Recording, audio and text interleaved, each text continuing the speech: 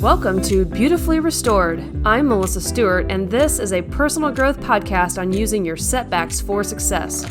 I was once a Baptist pastor's wife whose huge fall from grace left me feeling alone, completely ruined and without hope. Join me as I interview people with some amazing stories of restoration. Plus, I will share my own journey of fighting back to a place in life where I now run several successful businesses, am raising 2 incredible kids, found love again, and no longer identify with my past mistakes. Because it's not about where you've been, it's about where you are going.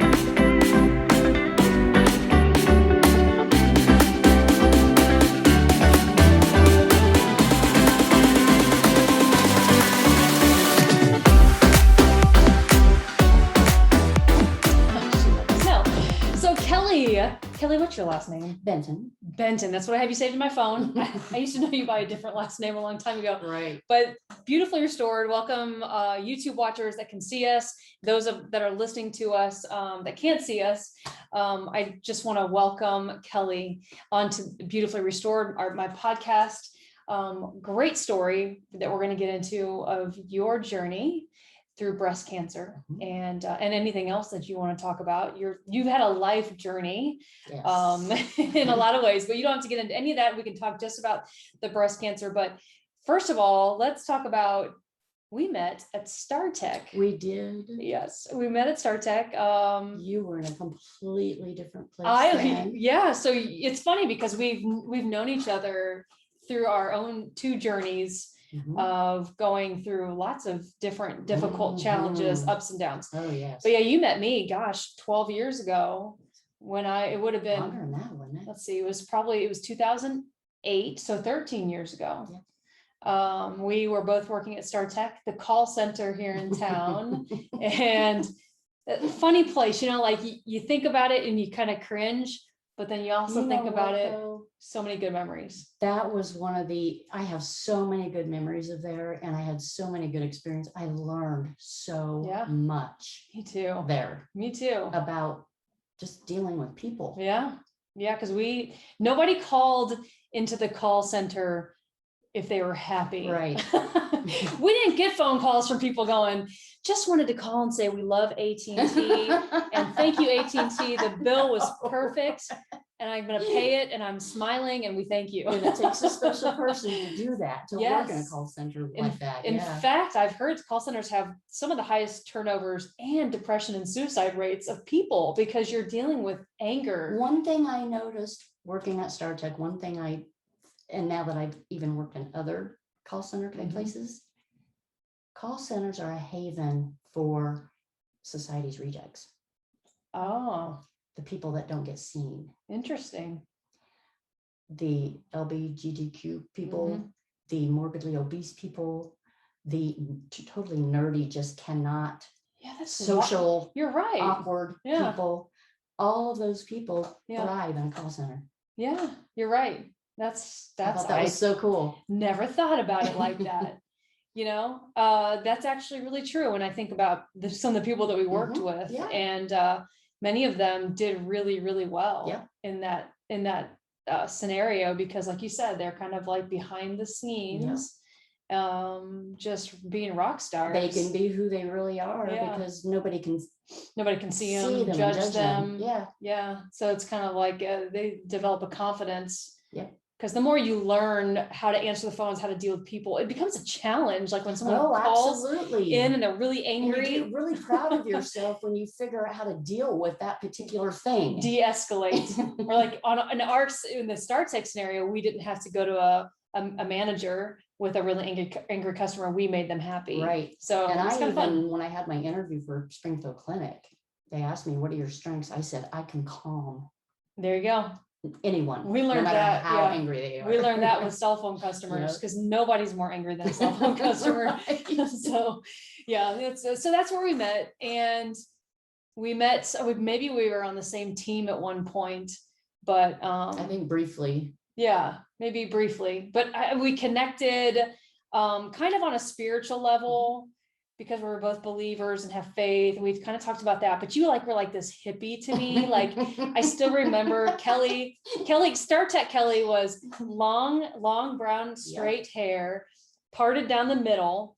and maybe it was side. I don't know. I picture Slightly off to the slightly side. off centered, and you would wear like those long skirts sometimes that were like My that broom that skirts. that I miss my broom broom skirts. skirt. Yep, and that kind of had this very organic-y, natural feel to you, and I always thought that was really cool. I've had people tell me you're the most real person I've ever met.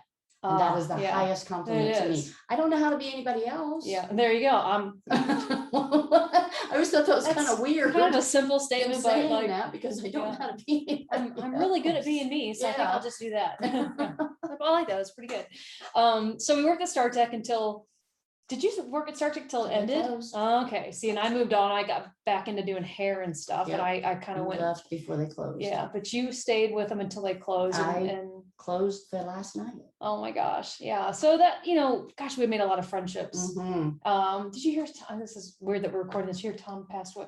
And then you see these people that pass away, and just we developed a lot of relationships there, a lot of friendships, and you and I are one of the great examples of that. So, and then we're separated. Then we don't really see each other anymore because we don't work together anymore. And all these years later, and we get reconnected through hairdressing.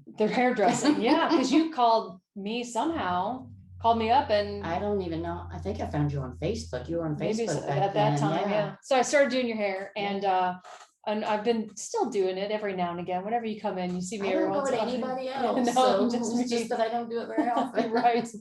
So, and then we connected again sometime later. Gosh, I can't believe it's been 13 years, but a couple of years ago, when you were facing probably one of the biggest battles of your life. I don't know where it ranks, but let's right up there. It's got to be right up there. So let's get into it. Kelly, tell everybody and remind me how it all came about, how you found it, what was going on. I wore a bra at the time, of course. Right. And do you miss those? No. Guess not. No. It was irritating me on the right side. It just started irritating me, and I kept pulling on it for about a week. I kept pulling on it and like, what on earth? And I finally just got to feeling around, and I felt a thickness. Wow. And immediately got a doctor's appointment, and she said, you've got a lump. A week later, I had an ultrasound, and a mammogram and an ultrasound. How scared were you already just at this stage? Like, are you kind of like, maybe nothing? Do you even remember? Before the ultrasound, I really thought, oh, it's going to turn out to be nothing, because I had a scare several years ago that turned out to be nothing. Okay. So, and they had me at like BI-RADS 4. It goes 1 through 5. Okay. And then BI-RADS 4, but it turned out to be nothing. So I really wasn't thinking it could go there at that point. Yeah. But I have enough medical background that when I was sitting on the ultrasound table and looking at the screen, I knew what I was looking at. And I was beyond terrified. And I was still sitting with my shirt off on the ultrasound table when the radiologist came in and said, I hate to be the bearer of bad news, but you have cancer. They knew already that it was cancer. I knew when I looked at it. I knew. Yeah, you could tell. It wasn't just a lump, it was cancer. What were you most afraid of in that moment? Of just what the road was ahead, of dying, of dying never entered. Dying wasn't a factor. I didn't ever think I was going to die. That wasn't a worry. But I'd heard enough about chemo and treatment. Yeah. The treatment scared me to death. Yes. Right. Had you known anybody close to you to have gone through this? Family? So blindsided. That was what was weird. I had no real risk factors. Yeah. No family history. They do think I developed puberty. I went into puberty very, very young, before you're supposed to. So I was exposed to estrogen, higher amounts of estrogen, longer than most women are. Wow. They think that could have been a contributing factor, because my tumor is 100% estrogen positive receptors. Okay. But other than that, I had less than a 10% chance of getting breast cancer. with your risk factors, family, all that stuff. And I got it. You got it, jeez. So what did they tell you at that point? We need to do surgery and remove it? They sent me to the surgeon first. Okay. She offered a lumpectomy because they thought it was only here at first. She offered a lumpectomy, and my gut said no. Do a mastectomy. Really? Yeah, my gut told me. I went for an MRI after that. They found cancer in both breasts and more in the right breast. Wow. And then they found even more once they did the surgery in the right breast. So I made the right decision. Were they still, after they found him in both, were they then saying we've got to take? No, They were still saying lumpectomy. they're still saying we can do a lumpectomy. So you said, I think we need to get rid of them both. I remember at that first appointment being kind of turned off. She said, we can do a lumpectomy and give you a little lift.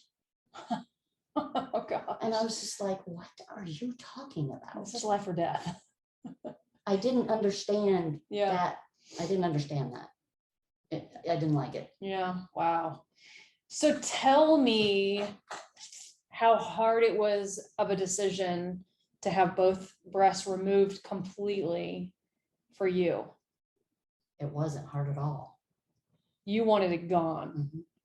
Because see, I think for most women, when we think about breast cancer and lumpectomy, mastectomy, treatments, and all that, most women, I think the big scary part of it is, what if they have to remove my breasts or one? That wasn't the scariest part for me. Yeah.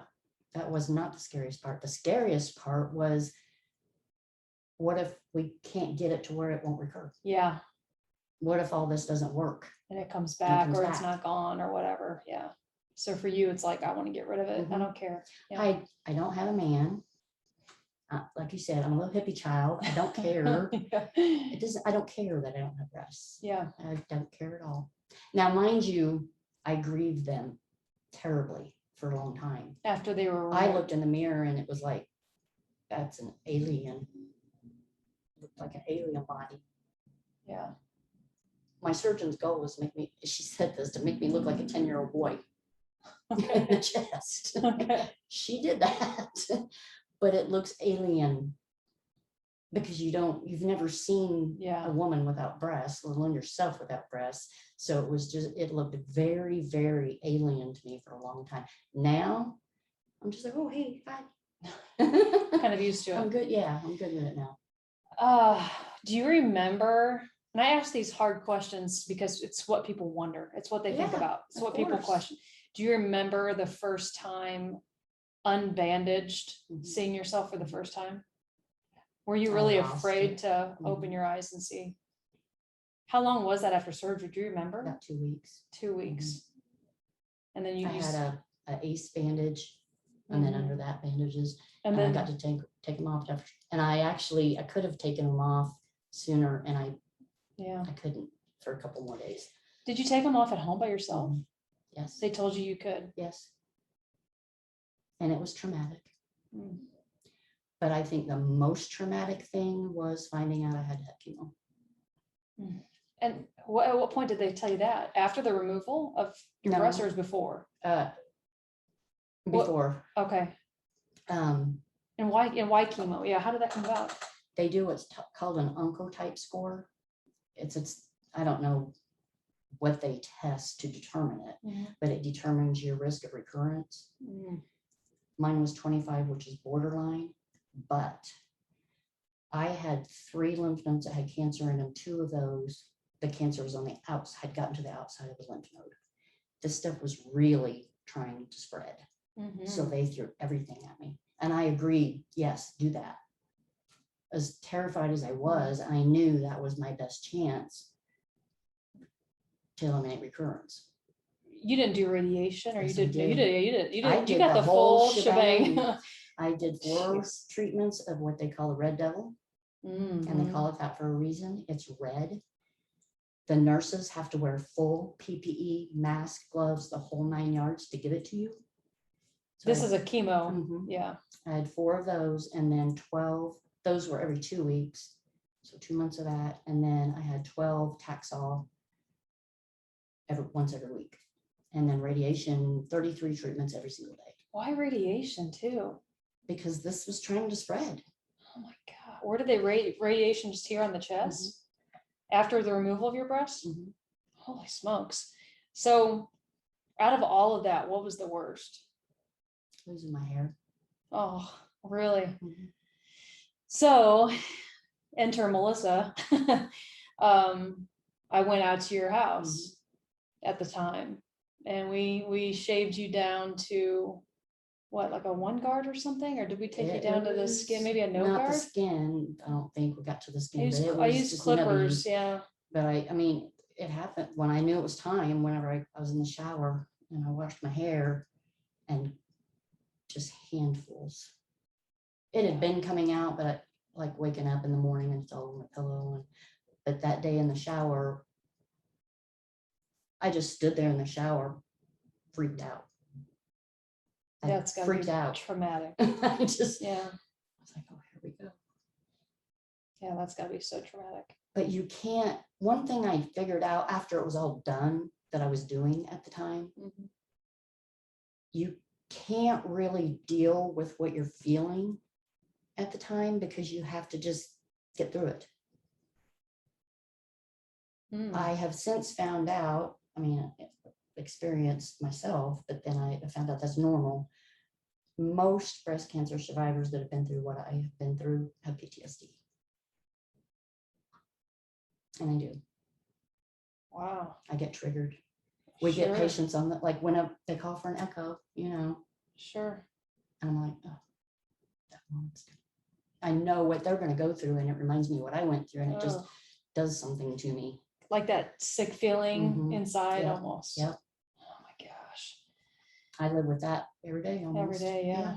Certain things triggering you. I never thought about PTSD with cancer survivors, but that makes sense. And survival guilt is a real thing. Why did that person die and I didn't? Yeah, really. Yeah, you hear about that, but you're like, you know, you think you'd be so thankful to be alive, but there is some, and you are, but it really hurts you whenever it's like, why did that person die? Yeah, it's wild. Same exact type of cancer I had. Why did theirs recur and they died? Yeah. Yeah. How do you get through all of that? Is there something that you tell yourself or do, or just? No, you just do it. Yeah, like you said, you just almost just do it. It's almost the autopilot kind of thing. You just every day you just take it as it comes and deal with it. You don't get time to think about it or try to pull it apart and analyze it or anything like that. You just do it. Did you ever feel sorry for yourself or feel pissed that it was happening to you? In the beginning, I said, why me? And I very clearly heard God say, why not you? Okay. Nice. You must have a purpose for this. All righty then.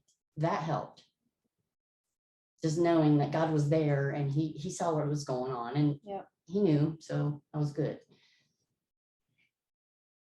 I guess I'll ask this now because I'm thinking of it. I don't want to forget later, but it's probably a better question for the end. But looking back now, 2 years later, do you know what that purpose was? I think it's the same purpose I've always had. I talk to people. I have found myself saying things to people that I get done talking to them and they're moved somehow. They are touched somehow. I don't even know what I said. You let the Holy Spirit do his thing, and I talk to people.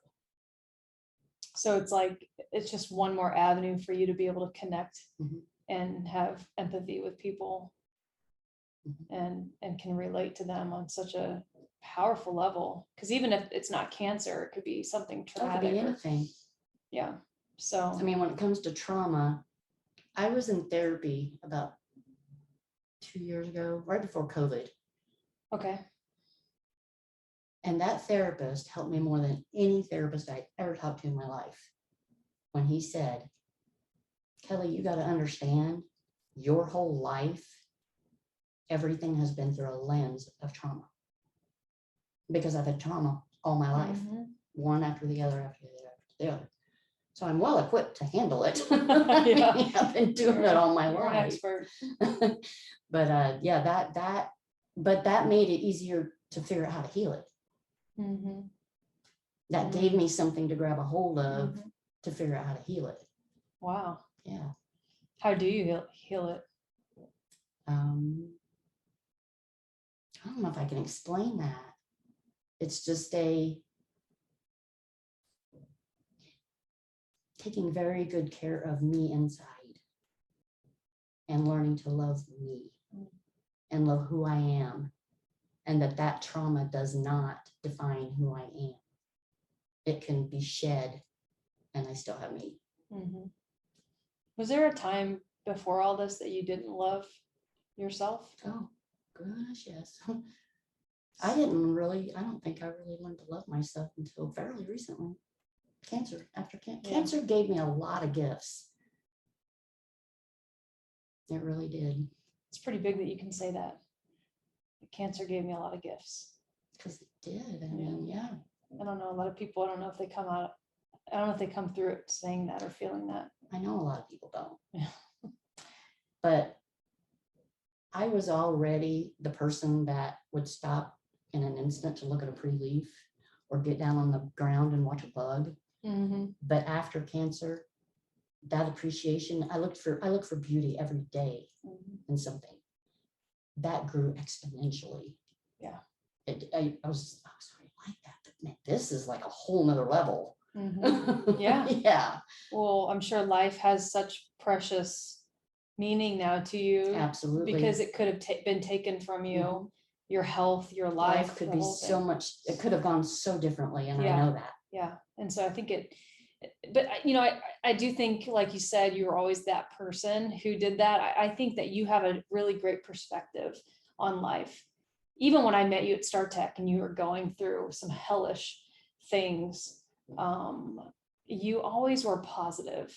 You're always a smiler, and you're someone who makes others feel warm inside, even though things were not always warm for you. I've really noticed that lately. I don't know why, but something told me, I guess I was having kind of a funk. And something told me, write down the positive things about yourself. And I took a piece of paper. I am the girl who tells the flowers on the way into work and the landscaping how beautiful they are, and thanks them for being so beautiful when I walk into work in the morning. That's awesome. I'm the girl that gives everyone a smile and makes eye contact. I am the girl who will listen, even if I don't want to. If you need to talk, I will listen. I am the girl who tries to compliment people all day long. And I try to compliment the people that may not be seen. Yeah.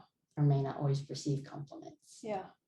So I'm a pretty good person. That's pretty darn good. But I had to remind myself. Pretty darn good. I had to remind myself who I am. That's powerful. And those of you that are listening and watching, I hope you're getting that, because as a life coach, I'm all the time telling women, especially women, but I know men deal with this too. People that they hate themselves. They don't appreciate themselves. They're so wrapped up in how they look, their weight, their face, their appearance, not feeling, good enough, pretty enough, smart enough. They're so concerned about these very unimportant things. Very unimportant. And the things that you just listed off, those are the things that I want to be remembered for myself. I would want people to say those things about me at my funeral versus she was so pretty, she was in great shape. This is nothing to me. Can you imagine if someone, you know me. Yes, literally exactly. means nothing to me. But to imagine that someday at our funerals, people would stand up and give a eulogy saying she was the kind of person, not the kind of, but she was the girl who stopped and told the flowers how beautiful they were, or told the very uncomely person at work how nice they looked that day. Like that right there, that's who we want to be. Those are the things we can take pride in. And Anybody can be those things. Until I went to actually write it down. I didn't even realize it's such a part of my day that I didn't even realize I was doing it. Yep. That's what that exercise did for me, was went, Kel, look what you're doing. Yep. Yeah, that's awesome. We don't give ourselves credit. My BFF has been telling me this for 25 years. You don't ever give yourself any credit for the things that you accomplish or the things that you do. I was always giving it to God, the credit to God. God didn't do that, you did. She would get mad at me. Because not everybody has those things. If it was God given, we'd all have it, right? But yeah, you choose, that's a choice, and you make a choice to be that kind of person. And I think that perspective is so important in life. And I think that you have really found a way to have a positive perspective in difficult and negative times. I can't imagine going through life being miserable or unhappy, or why would somebody choose to do that? But they do. I know. They do. And I've seen that, and I don't want to be that. I don't want. That's all within our control, our perspective and how we view life. And I've been that person since I was a little kid. I used to have little kids on the playground in grade school come up and tell me their life story. I've always been that person that people turn to. Yep. Yeah, that's always. That's such a gift, for you to have that. It's such a gift to others. And that's why I think someone like you were able to go through cancer with such a beautiful perspective. And now you're able to help people and show them the positivity that's possible in those situations. So going back to that journey, double mastectomy, then you start chemo. I come out, shave your hair off. Your hair is gone. You're clean as a whistle. I thank God I had a pretty head. She had a beautiful head. I gotta tell you, smooth, small, little. This cute little. Totally got a nice head. Yeah, you are adorable. You are really cute. What's wild is at the same time you were going through your cancer journey, my other good friend Carrie, who I introduced you to. Carrie's also been on my podcast. She was my bud. She became your bud. Partner. Yeah. You guys both very similar age groups, going through a very similar situation. And you both walked through it very differently. Yes. She chose Reconstruction and you did not. I want to talk about that here in a second. But you guys were able to, it was funny. I went to dinner with the two of you, and there's the three of us are at dinner in Springfield one time. And I'm sitting over here listening to these two ladies, these bald little ladies with their head wrappings on, and you guys were talking about, do you ever find that this happens? And then when this happens, and when you go to the bathroom, does that happen? And I'm over here going, I don't know what they're talking about. But it was so funny. It was really kind of cool, actually, to see the two of you guys connecting as you go through this difficult thing and being able to encourage each other. She was all I had. I mean, when the steroids hit and I'm up at 4, I can't sleep. I'm up at 4:30 every morning. She normally got up at 4:30. We're texting at 4:30 in the morning. Yes, you were. That's right. She was there and present the whole time. Yeah. When nobody else was. That's so cool. Yeah. I'm so grateful you introduced me to her. Yeah. What an amazing and she's still friendship. She still texts me anytime. And I have a couple times, even now. Help. Yes. That's awesome. Yeah. It's really cool the way people can come together in those situations. It sucked, going through that, but you guys were able to be there for each other in a way that nobody else could be there for you. Right. I couldn't help you with those questions, but she could. So she was a little bit far ahead in her journey. She was, So she was a sounding board. Yes. She sent over some gifts, awesome things to help gifts, you. Yeah. New head wraps and some different things that were just helpful during that time. I have cool pictures of the two of you, her putting a head wrap on you, showing you how to do it. Picture. Super, super awesome. And she's doing great now. Her hair's back and she's got a full head curly hair, still. Hers was curly before. Yeah, let's talk about your hair too. Oh man. So your hair came back curly. Yeah. Because it was like you had silky, smooth, straight hair that you could probably just let air dry out of the shower and then brush through it and it's perfect. And now what do you got going on?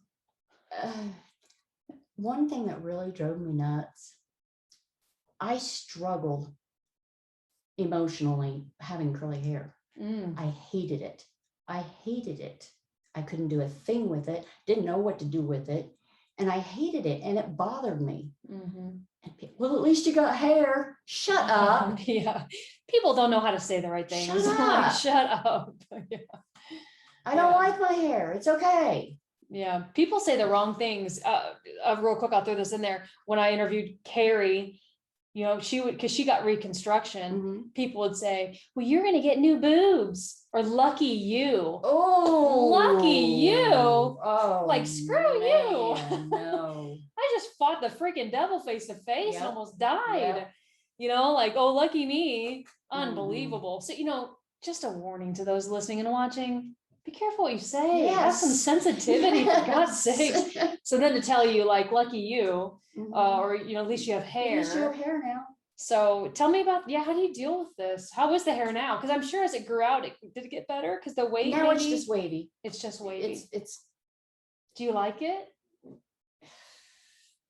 I would prefer to have straight hair again, Yeah. but this, now that it's longer, it's a lot easier to deal with Yeah. and do things with. It actually, I've never had body Yeah. or volume in my hair, Yeah. and now I have that volume. You always were kind of like flat Yeah. here because your hair was so Yep. straight. And So now it's you've kind of got interesting body. to have body and volume in Yeah, my hair it's kind of now. fun. Yeah. I think it was worse when it's short, because I know Carrie, same thing. Carrie looked like, for a while, Carrie felt like she looked like Betty Boop. Or like a little old lady with little, you know, like going to get a roller set. You had those little curl, like an afro Yeah. puff here, like a little old lady curls, you know, and she kind of felt like, you know, my hair is like, I hate my hair. I But hated it. as hers and yours has grown Mhm. out, it has gotten Yes, but much a lot better. better. I was, you know, when you pulled up in your car just now, I was kind of like, oh my gosh, she has a ponytail. Like, you know, like, this ponytail is very curly. yeah, I can see the Yeah. curls in there. Yeah, very curly. So, but yeah, it's gotten a lot longer. It Yep. looks, it looks good. So, okay, so then chemo. Oh Lord have mercy, chemo is probably one of the worst things for someone to put their body through. Mhm. It's literally, you know, killing your body before you're keeping it alive. The one thing I remember is every single time I had chemo, I thought I couldn't help but they're pumping poison into me. Mm, They're pumping me full of poison. yeah, They literally are Literally. pumping me full Mhm. of poison. you had so many treatments you had to have. Mhm. And then the worst of the red And it devil. was the worst of Yeah, the the worst of the worst that you Yeah. could have. So your hair falls out. Were you sick? Yeah. Appetite gone, taste I buds lost gone. 20 pounds. Everything tasted. I learned to drink lemonade because it was the only thing that tasted right. Okay, yeah. You get a metallic. Everything tasted Mhm. like metal.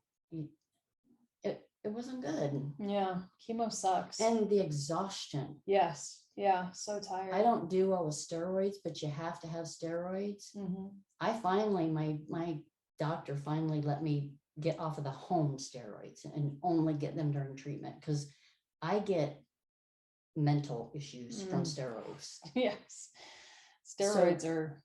I hate steroids. Not only was I dealing with the chemo, I was dealing with the mental Yes, issues of the steroids and Right. not sleeping, and Mm-mm. it was horrible. Yeah, that's rough. Yeah. And then radiation too, on top of all that. Painful? The one thing that sticks in my mind about radiation, besides the burning at the end, which was really bad, I have never felt more like a piece of meat. You're on that table and you can't move a muscle. You have to let them move you. Wow. And you just feel like I felt like a piece of meat. Yeah. Laying there, just letting them do that. Man, it's got to be exhausting just going to appointment after appointment, doctor after doctor, just the whole thing. It's really a nightmare while you're going through it, and you just have no choice but to barrel through it and just head on, get through it. It's amazing the amount of people that do go through this journey that come out on the other side okay, because like you said, with PTSD and all these other things, it's brutal. It's brutal. And if you're not a strong person, it's going to break you in some way. And even if you are a strong person. I remember everybody saying how strong I was. I did not feel strong. Yes. I did not feel like I was going through it gracefully. I did not feel like I had dignity going through that, Yeah. but everybody else thought I did. Yep. One thing I've learned to do, when people give you a compliment like that, how dare you call them a liar? Right. If they say that about you, then it's true. Then it's true. Why would they say it? Yep. If you deny it or don't accept that compliment, you're calling them a liar. Yeah. It's kind of a slap in the face. Yeah. I remember Carrie telling me the same thing. Like, I'm just putting one foot in front of the other. Yeah. Like I'm not There's some kind of nothing special superhero about here this at all. But to people on the outside that aren't going through it, for those of us who are believers, I think it's true that God gives you the strength and the grace that you Absolutely. need at the time, during the situation, when you need it. I couldn't have gone through that without him. Yes. But like I look on the outside in and I think there's no way. But I've had so many people say, I couldn't do it. I wouldn't be able to do it. I couldn't. Yeah, you could. It's just when you don't know what you can do until you have to. Right. Yeah. Until you actually have to. Yeah. And that's you would makes do the it. difference. Yeah. Yeah. So they do all of that. Gosh, you must just feel like they've taken your body and just literally destroyed it from the outside in. Yep. It made me think of a microwave, how a microwave cooks from the inside out. Yeah. That's what it reminded me of. Yeah. Because the inside, all the way to the outside, everything was affected. My blood work still wasn't normal for a whole year after that. I bet. Yeah. I still can't give blood because my hematocrit's still borderline. It's normal. It's within normal, but it's low normal. They still won't give blood. I've been giving blood all my life. Wow. Yeah, that's wild. Yeah, it really messes you up. It does. And there are some things that are permanent, So let's talk about your decision not to have reconstruction. Did you have to think about that very long? No. I didn't think so. Nope. I would have been shocked if you wanted reconstruction. I remember just knowing you. They sent me to a plastic surgeon. I sat there for an hour and a half listening to this man tell me all the different ways that they can do reconstruction. He got done and I looked at him and I said, I want to thank you for your time, but reconstruction's not for me. I knew right then and there after listening to, nope, this is not for me. I'm a single person. I don't have anybody to rely on for income but me. The thought of going through more surgeries, well, and I did ask questions. The thought of going through more surgeries though, and I said, will they have feeling? No. Well, then what's the point? Just for looking, they're just for looks.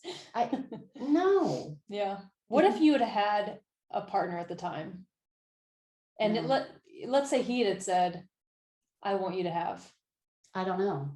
I really don't know. It's hard to imagine. I think a good partner would say, whatever you want. I do know that the few guys that I've dated since then, that didn't matter to them. Didn't matter to them. Do you have any regret ever that you didn't have reconstruction? No. Because when you have reconstruction post breast cancer, it's paid for. Yeah. Oh, yes. So most people pay for implants. In that scenario, they pay for it. It's part of the whole thing. And then once you make that decision, there's no going back, I assume. No, you would not believe how many people get those implants and have to have explants because they get infections, things go wrong. It's a big thing right now.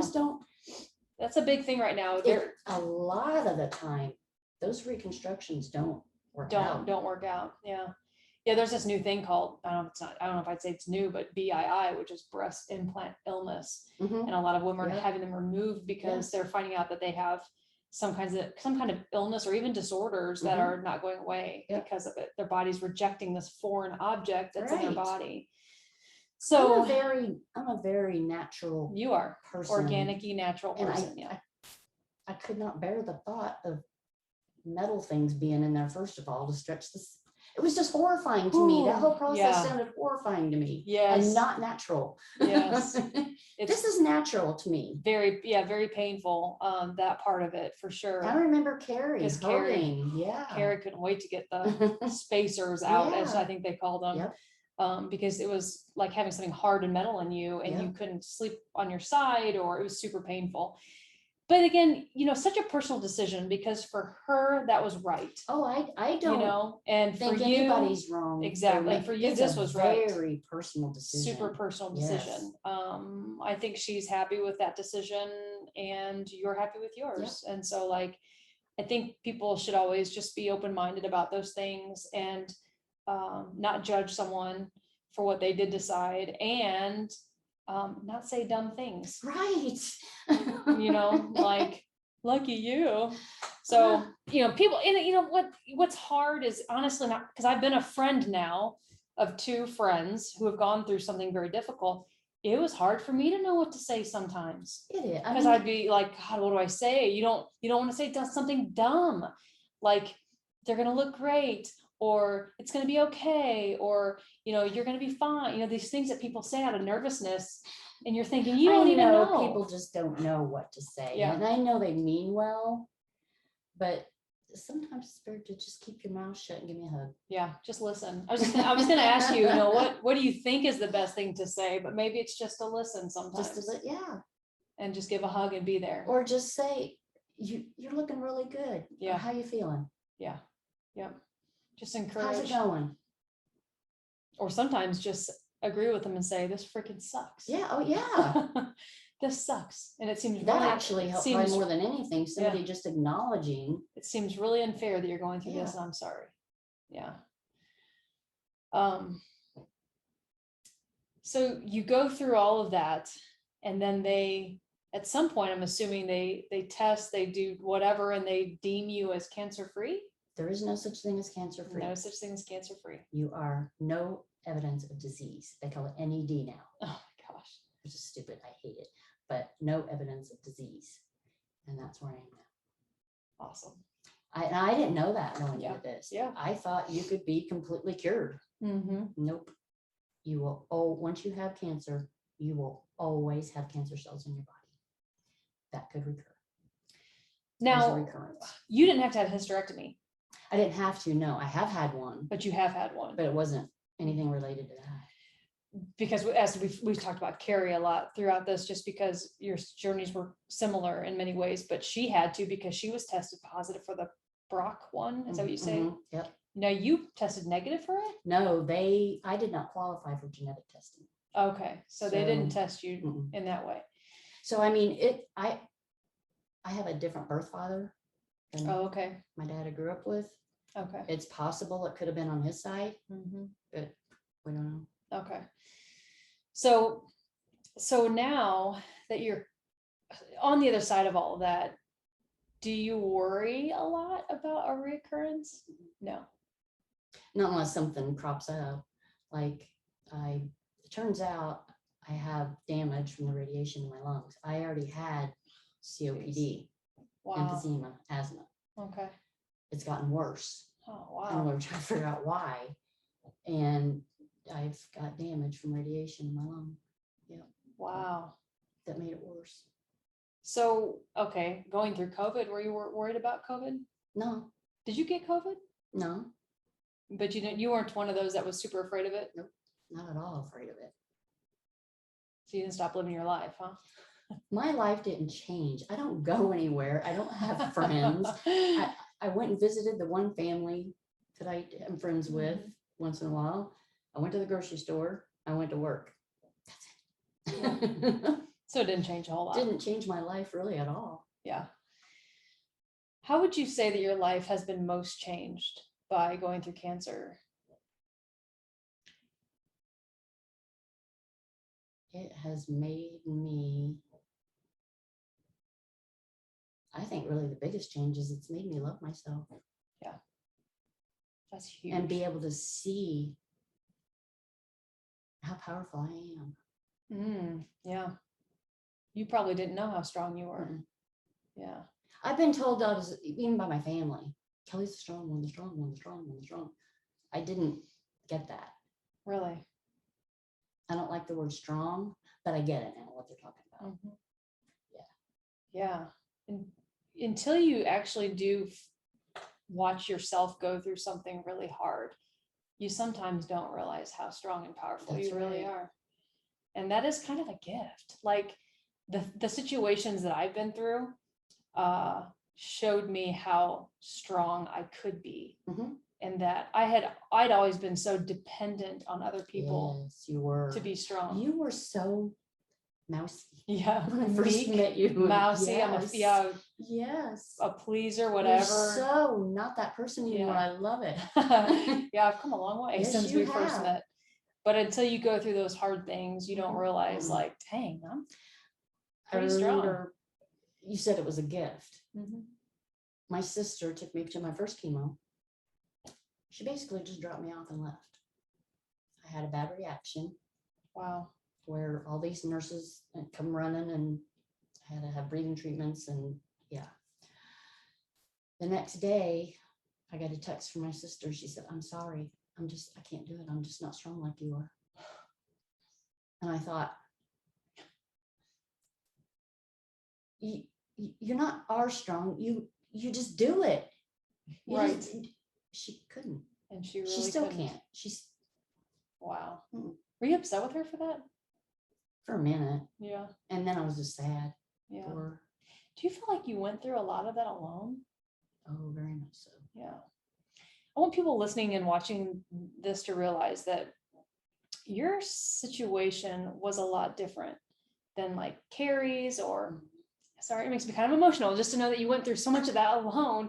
Most people that have cancer, They have a big support like group this with huge family circle and friends around, and I did not have you know, that. and I had you, Terry yeah, you had Carrie. and Terry, my friend Terry. Yeah, you really didn't have a lot, and yet you went through it without bitterness and without resentment, and came out stronger and better for it. Yeah. And so I think people need to see that you can actually go through something alone even. And although, like you said, you had God, but that's not tangible.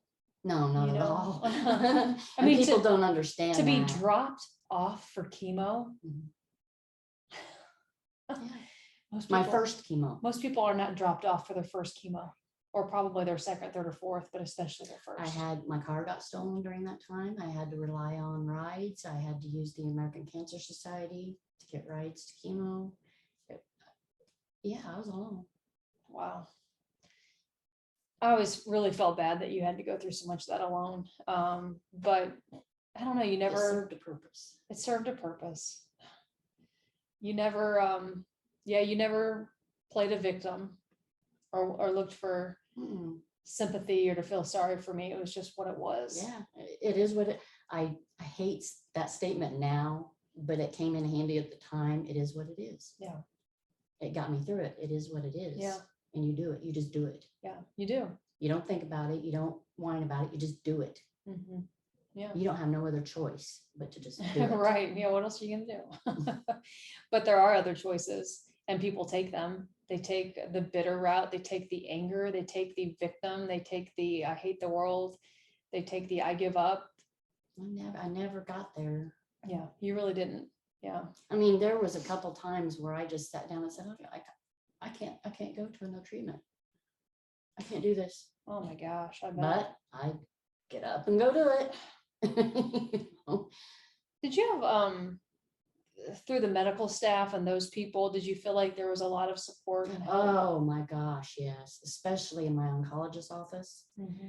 Those nurses. That's awesome. And the PA, Andrew, they were so nurturing. I think if I hadn't had that, I wouldn't have got through it as well as I did. Wow. They That's went up huge. way above and beyond for me. I got greeted every time I went to an oncology appointment with, "Hi, sweet pea. How are you feeling?" Aw. The little Jennifer, the nurse that would that's get all my sweet. vitals and stuff. Mm-hmm. She called me Sweet Pea. Oh. So I had a new nickname that I liked. But I mean, I remember after my first chemo, I ended up in the hospital. Wow. with thrush. Yeah. Right. And I remember Andrew Gardia, my PA, came to see me, and he grabbed this chair, flipped it around, and sat on it backwards at the end of my bed. And now my feet are under the blanket, and he rubbed my feet the whole time he was talking to me. Oh my gosh. I mean, and hugs. I got hugs from them people all the time. Yeah, that's awesome. They tell me they love me.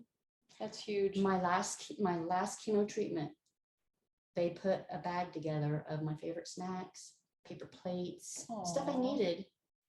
They carried 3 big gas cards and grocery cards and a card that they all signed.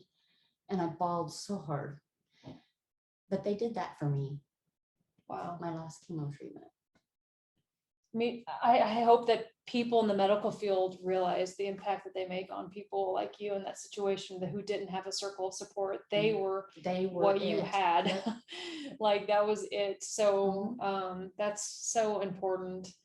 And that's pretty priceless, because a lot of times you don't get that. I have thanked God constantly for them, because a special team. I couldn't have got through it like I did without them. That was all in Springfield? Yeah. Springfield Clinic, which is where you work now. Yeah. Wow. It's really super cool. Anything else about your journey that we didn't touch on that you would mention? And, or as I talked to you before we started, what do you really want people that hear your story through listening to this? What do you want them to really get from this, to walk away with, to learn about you or themselves or anything? You don't have to let trauma or bad things change who you are. If you're a normally happy person, cheerful person, you don't have to let that stuff change that. Yeah. Don't let it. It doesn't have to. And learn, respect what you're doing and getting through. And give yourself kudos for getting through it, even if it was ugly. Heck yeah. You did it. You did it. Yeah. Give yourself credit for that. Yeah. Yeah, because that's big time, no matter what it is. Right. Any trauma, any difficulty. Trauma, yeah. If you get through it, give yourself credit for getting through it. Yeah. There's no reason to get bitter or angry, or you did that. You did it. Take that and hold on to that. Yeah. Because if you did that, you can do anything. Anything. You must feel that way. Oh, absolutely. Like you're like, come on, bring it. Yeah. Well, maybe not. Like God, don't hand me anything, but not just anything. Give me a break for a while at least. But most things that I come up against now don't affect me the way they used to, because it's just like, oh, okay. You really, really learn what's important and what's not. And so the majority of it is not important at all. Don't make a big deal out of nope. Nothing. That's I think that's why older people, like our grandparents and stuff, and older people, like they kind of learned that not to make a big deal out of things. That's why they probably grandparent better than they maybe parented some of them. But I think that when you go through a difficult time too, and you kind of face death potentially head on, you learn like what is a big deal or not. People complain about the dumbest things ever. I remember it was the first appointment I had, like my 1 month appointment after treatment. And my oncologist stayed with me a long time, and she said, you need to understand that people that have had cancer are not like other people. You can't be. And other people don't understand. You are not like other people. We're more resilient. We get really irritated with small talk and complaining. I can't stand people complaining anymore. Right. Oh my God. Yeah. It's like, get over yourself. It's a real pet peeve for me. Don't stop. And especially if it's something you can't change, shut the hell up. Right. And if you can change it, shut the hell up. Either way. And change it. Yeah. Do something about it then. Right. Stop complaining about it. Yes. That's a big sticker for me. I Yeah. cannot, I can't tolerate just people talking about bullshit Yeah. stuff. Stuff that doesn't Doesn't matter. matter. Yeah, I would say I can imagine that is definitely something that you come out of it with, just like, are you serious? Like, are you serious right now? And I say that a lot. Gosh. Are you freaking kidding Are me? you freaking That's my kidding phrase. me? Are you freaking kidding me? Yeah. What would you tell someone listening to this who is battling cancer right now and is in the middle of it? You can do it. You can do it. Yeah. No matter how much you think you can't, you will do it, and you can do it. Yep. And it may feel like you're doing it ugly and clumsy, but you're not. You're doing it. You're doing it. That's what matters. And what would you tell someone listening to this right now whose close friend or loved one is battling cancer? What should they Be do? present. Hold space.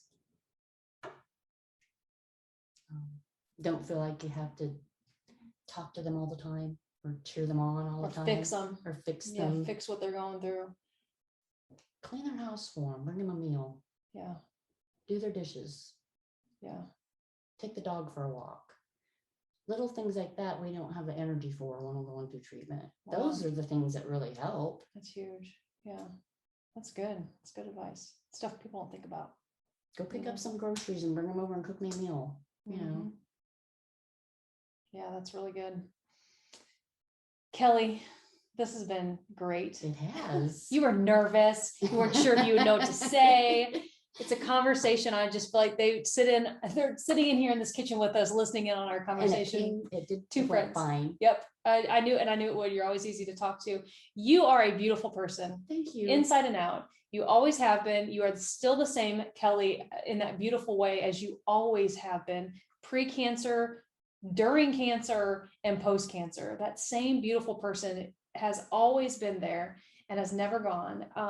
It's amazing to me. That's never changed. You might be stronger and better now, but you are still that same beautiful, genuine, kind person. I don't know I how to admire be that. any other way. I really don't. That's awesome. I admire that, and I've learned so much from you. And if someday I should ever have to face that, I God know that I forbid. will find so much strength through your journey. And that's what you are able to really use your story for. You can help people in a way that I can't, and so many people can't. So it sucks you had to go through it, but Well, hello there. they can't see it, but there's a squirrel sitting on the furniture right out front of our window right here. Oh, he'll enjoy the podcast too. There you go. I still think it served a purpose. Yeah. It made me better. But you chose to let it make you better. And so for that, I applaud you, because it's not always the case.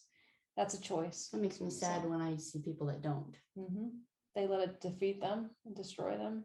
Another takeaway I got from cancer was, and I don't know why it took cancer for me to realize this. If people say things that hurt you, I figured out hurt people. Mm. I don't get mad anymore. The first thing that pops into my head is, who hurt you so bad that you think it's okay to hurt me? Interesting. Hurt people. Mm-hmm. Yeah. I didn't see that before cancer, and after cancer, that was an enlightening thing for me. Yeah. Wow. That's good. So don't let what they say or do bother you, because they're just hurt people. Yeah, that's good. I believe that too. Well, thank you for sharing your story on here. Thanks for having me. I know we've been trying to do this for a year. Yeah, you weren't ready though. No, I wasn't. After I did Carrie's, I think I'd reached out to you, or around the time I was doing Carrie's, I'd reached out to you to be on here, and you just weren't ready. And so out of nowhere, I get a text from Kelly a couple of weeks ago saying, I'm ready. Yeah. Like, okay, let's go. So thanks for sharing your story. I know this is going to be such a huge help to so many people. I hope so. And so I'm excited for that, but you're awesome. I can't wait to see it. Thanks again. Thank you. If you enjoyed this episode of the Beautifully Restored podcast, I'd love for you to subscribe, rate, and give a review on iTunes. Check out my website link that I've included in the show notes to sign up for some free stuff and stay up to date on my blog and special offers. Thanks for tuning in, and see you next time.